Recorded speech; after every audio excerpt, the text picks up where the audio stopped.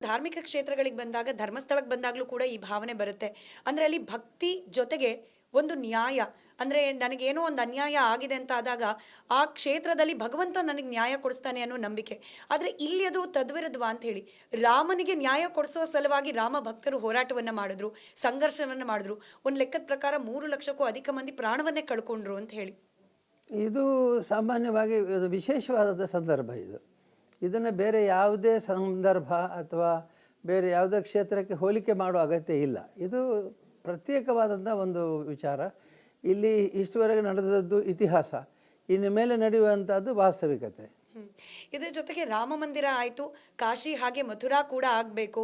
ಹಾಗೆ ನಮ್ಮ ನಮ್ಮ ಊರುಗಳಲ್ಲಿ ಧ್ವಂಸವಾದಂತಹ ಅಥವಾ ಕಣ್ಮರೆಯಾದಂತಹ ಮಂದಿರಗಳನ್ನು ಮತ್ತೆ ಕಟ್ಟಬೇಕು ಅನ್ನೋ ರೀತಿಯ ಒಂದು ಆಂದೋಲನ ಸೈಲೆಂಟ್ ಆಗಿ ಶುರುವಾಗ್ತಾ ಇದೆ. ಇದ್ರ ಬಗ್ಗೆ ತಮ್ಮ ನಿಲುವು? ಅದು ನಾವು ಕೂಡ ಮಾಡ್ತಾ ಇದ್ದೇವೆ. ಅಲ್ಲಿಗೆ ನಾವು ಧರ್ಮೋದ್ಧಾರ ಟ್ರಸ್ಟ್ ಅಂತ ಮಾಡಿ ಸುಮಾರು 250ಕ್ಕೂ ಮಿಕ್ಕಿ ಹಳೆಯ ಮಂದಿರಗಳನ್ನು ಜೀರ್ಣೋದ್ಧಾರ ಮಾಡಿದ್ದೇವೆ. ಮತ್ತು ದಿನವೂ ನಾವು ನೂರಾರು ದೇವಸ್ಥಾನಗಳಿಗೆ ಸಹಾಯ ಮಾಡ್ತೇವೆ. ಇದರ ಉದ್ದೇಶ ಏನು ಅಂತಂದರೆ ಅವರಿಗೆ ಪ್ರಾರ್ಥನೆಗೆ, ಧ್ಯಾನಕ್ಕೆ ಮತ್ತು ಅವರ ನಡವಳಿಕೆಗೆ ಬೇಕಾದಂಥ ಕ್ಷೇತ್ರಗಳು ವೃದ್ಧಿಯಾಗಬೇಕು. ಅವು ಸುಂದರವಾಗಿರಬೇಕು. ಅಲ್ಲಿ ಹೋದರೆ ಒಂದು 10 ನಿಮಿಷ ಕೂತ್ಕೊಳ್ಳೋ ಹಾಗಿರಬೇಕು.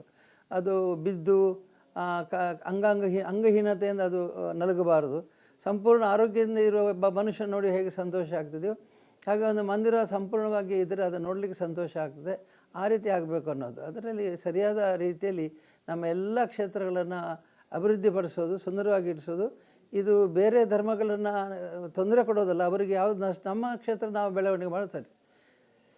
ಇನ್ನು ರಾಮ ಮಂದಿರದಲ್ಲಿ ಪ್ರಾಣ ಪ್ರತಿಷ್ಠೆ ವಿಚಾರಕ್ಕೆ ಸಂಬಂಧಪಟ್ಟಂತೆ ಧಾರ್ಮಿಕ ಆಚರಣೆಗಳು ತಾವು ಕೂಡ ಭಾಗಿಯಾಗ್ತಿದ್ದೀರಿ. ಹೇಗೆ ನಡೀತಿದೆ ಎಲ್ಲವೂ ಅಂತ ಹೇಳಿ ನಾನು ನೋಡ್ಬೇಕಷ್ಟು. ನಾಳೆ ಇವತ್ತೇ ಅದನ್ನು ಹೇಳಲಿಕ್ಕೆ ಆಗೋದಿಲ್ಲ.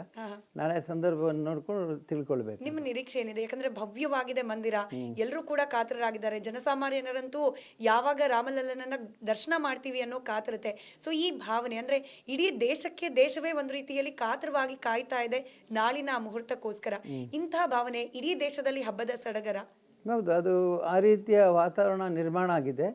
ಮತ್ತು ಇಲ್ಲಿ ಸಂತರು ಇವತ್ತು ಬಹಳ ಜನ ಸಂತರು ಸೇರಿದ್ದಾರೆ, ಅವರ ಶಿಷ್ಯರು ಸೇರಿದ್ದಾರೆ, ಭಕ್ತರು ಸೇರಿದ್ದಾರೆ. ಮನೆಯಲ್ಲೇ ಕೂತು ಲಕ್ಷಾಂತರ ಮಿಲಿಯಾಂತರ ಮಂದಿ ಮನೆಯಲ್ಲೇ ಕೂತು ಧ್ಯಾನ ಮಾಡ್ತಾರೆ, ಪ್ರಾರ್ಥನೆ ಮಾಡ್ತಾರೆ, ಸಂತೋಷ ಪಡ್ತಾ ಇದ್ದಾರೆ. ಹಾಗಾಗಿ ಇದೊಂದು ಒಳ್ಳೆಯ ಸಂದರ್ಭದಲ್ಲಿ ಜೀರ್ಣೋದ್ಧಾರ ಆಗಿದೆ ಮತ್ತು ಮಂದಿರದ ಹೊಸ ನಿರ್ಮಾಣ ಆಗಿದೆ.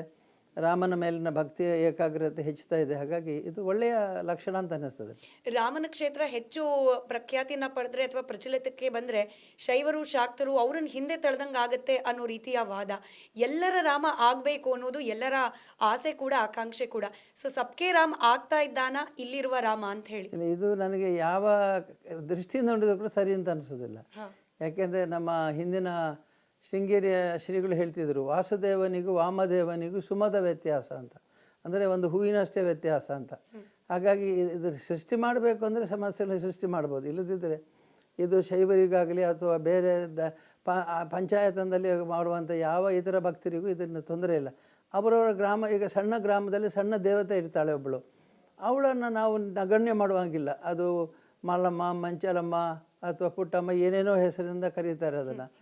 ಆ ದೇವತೆಗಳನ್ನು ಅವರು ಪೂಜೆ ನಂಬಿಕೆ ಇಟ್ಕೊಂಡು ನಮ್ಮಲ್ಲಂತೂ ದಕ್ಷಿಣ ಕನ್ನಡ ಜಿಲ್ಲೆಯಲ್ಲಿ ಭೂತಾರಾಧನೆ, ದೈವಾರಾಧನೆಗಳು ಬೇಕಾಷ್ಟಿದೆ. ಅದರಲ್ಲಿ ಏನೂ ವ್ಯತ್ಯಾಸ ಆಗೋದಿಲ್ಲ. ರಾಮನ ಕ್ಷೇತ್ರದ ವೃದ್ಧಿಗೂ ತಮ್ಮ ತಮ್ಮ ಕ್ಷೇತ್ರಗಳ ಅಭಿವೃದ್ಧಿಗೆ ಏನೂ ಸಂಬಂಧ ಇಲ್ಲ.